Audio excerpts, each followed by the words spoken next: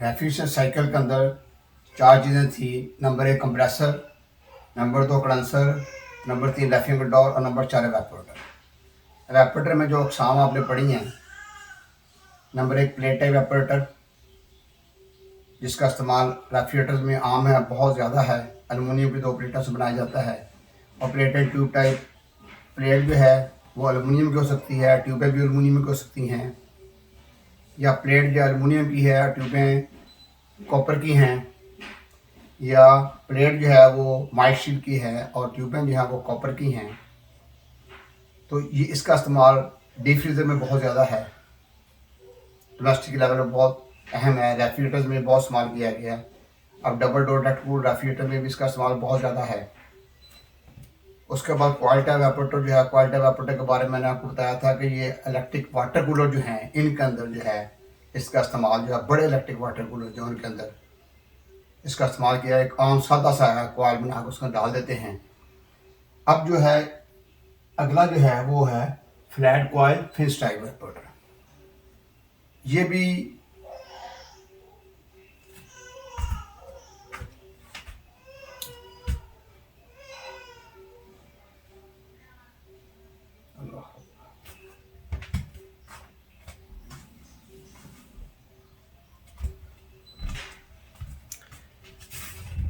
जहाँ तक इस एवेपोरेटर का तल्लक है,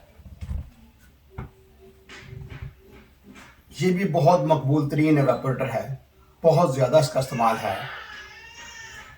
इसकी जो ट्यूबें हैं वो एलुमिनियम की हो सकती हैं और जो फिन्स हैं वो भी एलुमिनियम की हो सकती हैं।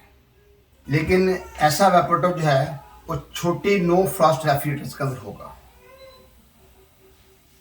हर नो फ्रॉस्ट के अंदर एक पंखा लाजमी लगा होता है और उसमें प्लेट टाइप या plate and tube type evaporator इस्तेमाल नहीं होते। Flat coil Finch type evaporator इस्तेमाल होंगे। कोई 8 मुकाम फुट 10 मुकाम फुट की रेफ्रिजरेटर ऐसी भी हैं कोरिया जापान की, जिसमें एलुमिनियम की ट्यूबें हैं, एलुमिनियम की फिन्स हैं और फिन्स फासले फासले पे होती हैं। हर नो फ्रॉस्ट फिश की फिन्स फासले फासले पे होती हैं। वजह यह है कि उसके ऊपर बर्फ़ की तह आती है, फ्रॉस्ट आती है। अगर बहुत ज़्यादा फ्रॉस्ट आ जाए तो वो ब्लॉक हो जाता है।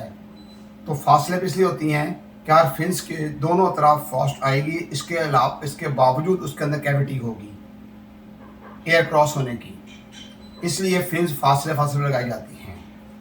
लेकिन ज़्यादातर ऐसे हैं जिनमें जो ट्यूब है वो कॉपर की है और फिन्स एलुमिनियम की हैं। तो दुनिया की जितनी भी नो फ्रॉस्ट रेफ्रिजरेटर्स हैं, किसी मुल्क ने बनाई हुई हैं, अमेरिका ने बनाई हुई है, जापान ने बनाई है, कोरिया ने बनाई है, पाकिस्तान ने बनाई है, इंडिया ने बनाई है, उसके अलावा दूसरे यूरोप कंट्री में बनी है, जो भी नो फ्रॉस्ट रेफ्रिजरेटर्स हैं उनके अंदर फ़ैन लाजमी होता है और उनके अंदर एवेपोरेटर ही यही इस्तेमाल होता है, फ्लैट कॉइल फिंच टाइप। तो कॉइल किस चीज़ के बने हुए हैं? कॉपर के। फिंच किस चीज़ की हैं? एलुमिनियम की। और वो फासले फासले पे होंगी, वो नज़दीक नज़दीक बिल्कुल नहीं होंगी। वजह यह है कि उनमें ऊपर फ्रॉस्ट आ जाती है और फ्रॉस्ट ज़्यादा आ जाए, जगह कम हो तो जल्दी ब्लॉक हो जाएगा।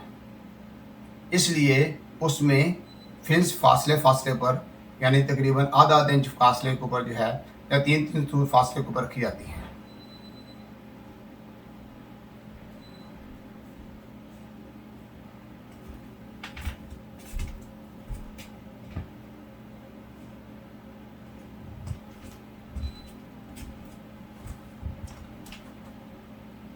इस तरीके से जितने भी नो फ्रॉस्ट रेफ्रिजरेटर्स हैं उनके अंदर इसका इस्तेमाल है।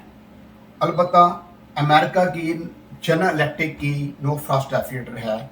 इसके अलावा और भी कुछ कंपनी ऐसी हैं, उन्होंने क्या किया है कि फिन्स जो है ना इस तरीके से वर्टिकल नहीं लगाई हुई, बल्कि एलुमिनियम की किंगरी से होती है। एक किंगरी ऐसे, यानी छोटे छोटे पीस लगे हुए हैं एलुमिनियम के, वो कॉइल के ऊपर लपेट देते हैं। वो भी फिंच टाइप ही होता है, वो भी एवेपोरेटर फिंच टाइप है। जब वो नया आता है काम करता है, बड़ा अच्छा काम करता है। जब फिंच टूट जाती हैं, वो इतनी नाजुक होती हैं, टूटती रहती हैं, उसकी परफॉर्मेंस में फ़र्क पड़ जाता है। यहाँ आकर अमेरिका ने एक गलती की है कि उन्होंने इस किस्म का एवापोरेटर तैयार किया है।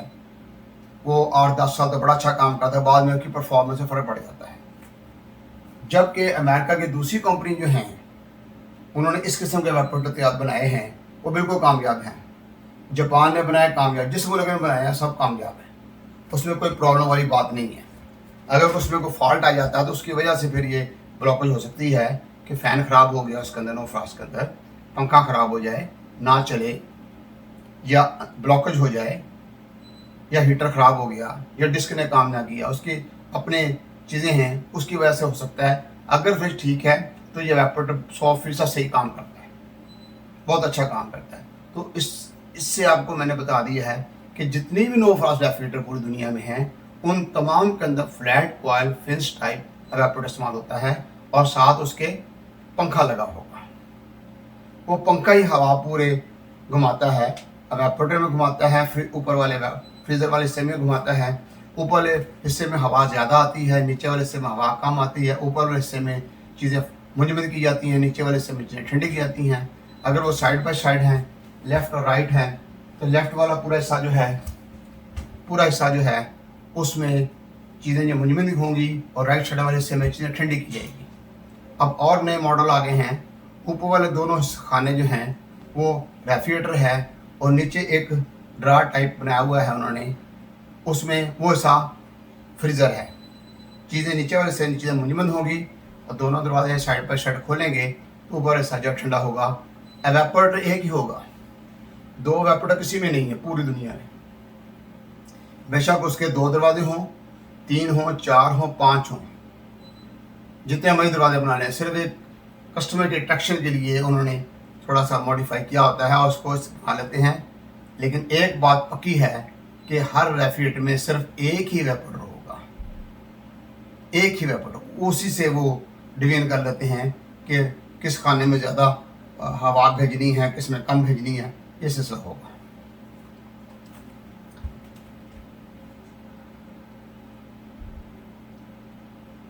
अब इसमें ऐसा है कि कोई भी एवापोरेटर जो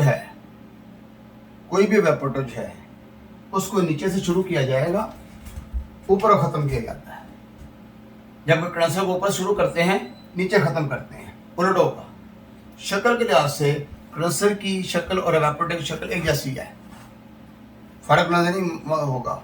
इसमें सिर्फ यह है कि ठंडा माया आता है, इंतहाई ठंडा माया, और बुखारात बन जाते हैं, उसमें बुखारात से माया बन जाता है। काम दोनों को उल्टा है। इसने हरारत जज़ब करनी है, उसने हरारत खारिज करनी है। ना उसने दबाव को बढ़ाना, ना कम करना, इसने दबाव को बढ़ाना या कम करना। इसमें दबाव शुरू से आखिर तक कम ही रहेगा। यहाँ पर मैंने मेंशन किया है कि low pressure very low temperature liquid refrigerant, ये इसमें दाखिल होगी, और लिक्विड के निशान मैंने लाइनें लगाई हुई हैं, और जैसा फासला होता जाएगा लिक्विड या वेपर बनने के बाद चला जाएगा। तो low pressure low temperature vapour refrigerant बाहर निकलेगी, तो इसमें लिक्विड जो है वेपर बन जाएगा। ये हर वेपर का यही असूल है। अब इसके नो फ्रास्ट के अलावा इसका इस्तेमाल कहाँ पे है? पूरी दुनिया में जितने भी विंडो एयर नेशन है, पूरे वर्ल्ड के अंदर किसी मुल्क में आए हैं, उनका एवापोरेटर है फ्लैट कॉइल फिंच टाइप ही है। पीछे ब्लोअर लगा हुआ है जो हवा इसके अंदर हवा खींच के कमरे भेज देता है। जब इसके अंदर से हवा खींच के कमरे में भेजनी है, तो कमरे से जो हवा आ रही है उसका टेम्परेचर ज़्यादा होगा, इससे टकरा कर हवा ठंडी हो जाएगी और कमरे के अंदर आ जाएगी। वो हवा ठंडी होकर फिर गर्मी जज़ब करेगी, वो हीट जो है इसको मिलती जाएगी, ये हीट जज़ब कर करके कंप्रेसर को दे देगा, कंप्रेसर कंडेंसर को देगा, कंडेंसर हीट खारिज कर देगा। तो जितने भी आपके विंडो एयर कंडीशन हैं, तमाम के अंदर इसका इस्तेमाल है। इसके अलावा जितने भी स्प्लिट एसी हैं, उनका जो इंडोर है उसके अंदर ये एवापोरेटर होगा। ये भी फ्लैट कॉइल फिंच टाइप है, उसमें भी कॉपर की ट्यूबें होंगी, एल्युमिनियम की फिंच लगी होती हैं, ठीक है। वो भी ऐसा ही काम करता है। जितने इन्वर्टर हैं उसके अंदर भी यही है। इसके अलावा फ्लोर स्टैंडिंग अलमारियाँ हैं, उसके अंदर भी यही एवापोरेटर इस्तेमाल होगा, flat coil Finch type evaporator इस्तेमाल होगा। ये है कि कोई चौकोर शक्ल में है, स्क्वायर में है, तो कोई जो है वो रेक्टेंगुलर पोजीशन में है इसी तरीके से ही है। उसके बाद इसके अलावा भी बहुत सारे किचन ऐसे हैं, बहुत सारे एसी ऐसे हैं बड़े, उनके अंदर भी इसका इस्तेमाल है। इसी के साथ ब्लो लगे हुए आ गए, आप ठंडक हो रही है, तो इसका इस्तेमाल इस लिहाज से बहुत ज़्यादा है। इसके बाद आप आ जाएँ ऑटोमोबाइल के अंदर। पूरी दुनिया में जितनी कारें हैं, इन कारों के अंदर भी यही एवापोरेटर इस्तेमाल होगा। जितनी फ्लाइंग कोचेज़ हैं उनके अंदर भी यही होगा, जितनी बसें हैं उनके अंदर भी यही होगा, बहरी जहाज़ के अंदर भी यही होगा, हवाई जहाज़ के अंदर भी यही होगा। इस तरीके से ये एवापोरेटर जो है ये बहुत मकबूल तरीन है और इसका इस्तेमाल आम है। बाकी ये है कि इसका अगर प्रॉब्लम क्या होता है, प्रॉब्लम क्या हो सकता है, इसके जॉइंट होते हैं कॉर्नर पे, वो जॉइंट लीक हो गए या कोई पाइप हल्का डाला हुआ, जैसे जितने भी इन्वर्टर हैं आपके या जो स्प्लिट टाइप एसी हैं, कंपनियाँ पैसे बहुत ज़्यादा लेती हैं, मटेरियल बहुत हल्का लगाती हैं, वो कंपनी वाले भी सुन लें इस बात को, गौर करें इस बात पे कि आप इतने पैसे लेते हैं, अल्लाह के बंदो आप उसको मटेरियल तो अच्छा लगाएं। इतना हल्का मटेरियल लगाया होता है कि एवापोरेटर जो है वो बहुत जल्दी लीक हो जाता है, जबकि एवापोरेटर कम से कम 25-30 साल तक लीक नहीं होना चाहिए। तो इस तरीके से क्वालिटी ऐसी होनी चाहिए।